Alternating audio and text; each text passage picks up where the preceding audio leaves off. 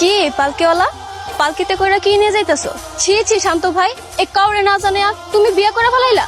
আরে আমি বিয়ে করতে যাবো কেন? তাকির চাচার ছেলে সাইফুল, ওর বউ।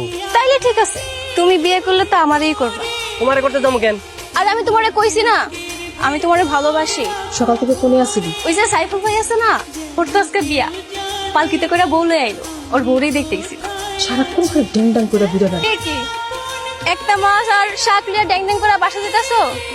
রান্না করতে যে তেল রসুন আদা মরিচ এগুলো তো নাও নাই।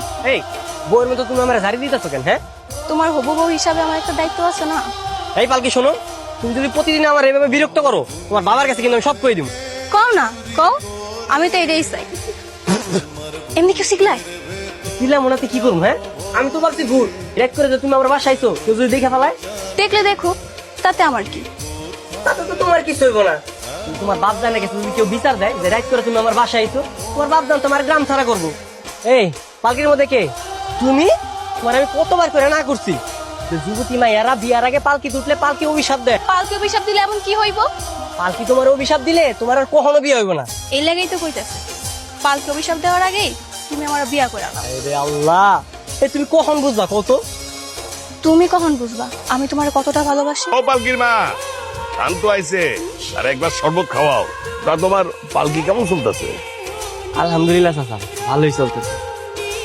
হ্যাঁ, একটু কম পাইতেছি। চিন্তা করো না, সামনে পালকির বিয়া নামাই, পালকির বিয়াতে তুমি তোমার পালকি করেই পালকিরে নিয়ে যায়।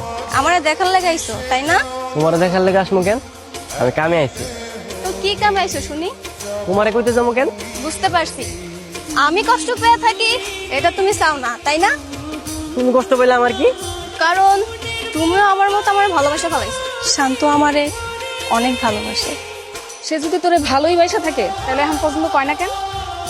কয় না, আমি মনে হয় কইতে লজ্জা পাইতেছে। কই কি কথা জিগাও? ভালোবাসার কথা কইতে আইছো, হাতে করে একটা ফুল নিয়ে আইবা না? সময় তো আর ফুরে যায় নাই।